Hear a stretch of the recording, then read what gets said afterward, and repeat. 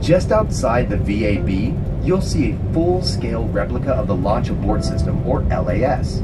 Developed by Lockheed Martin, this rocket-powered tower, designed to sit atop the Orion crew module, is built to quickly propel astronauts away from the rocket in case of an emergency. Each star is 6 feet across, and each red and white stripe is wide enough for this bus to drive down. And the entire VAB? It's so huge that the Roman Colosseum would fit on the roof with room to spare for a parking lot. By volume, the VAB can fit 3.5 Empire State Buildings. With 50 years and some 3,000 kilometers or 2,000 miles on the clock, NASA expects the crawlers to be in operation for at least another 3 decades. How cool is that? The latest refurbishment is complete, and preparation is well underway for the first SLS mission. The crawler will be doing what it was originally designed to do once again, which is moving rockets. Florida is closer to the Earth's equator, so launching from Florida is like riding closer to the outer edge of the carousel. We harness the extra speed from Earth spinning on its axis to help slingshot rockets into space. When NASA was created, the land previously occupied by the United States Army, Navy, and Air Force became the Launch Operations Center, or LOC.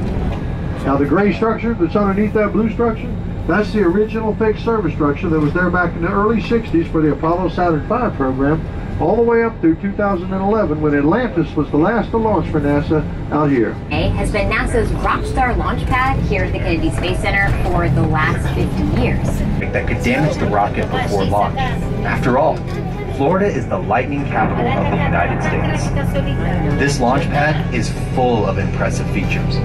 The water tower over there holds 400,000 gallons, over 1.5 million liters of water.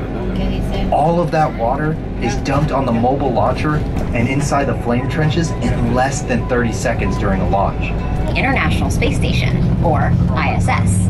I'm here with Bill Dowdell, who's the technical director of the ISS. Hi, Emily. Hi, Bill, can you tell us what is the purpose of the space station? The space station was built to conduct research. We're in a partnership with Russia, Canada, Japan, and Europe, and we're working with companies from all over the planet. Or the Launch Control Center.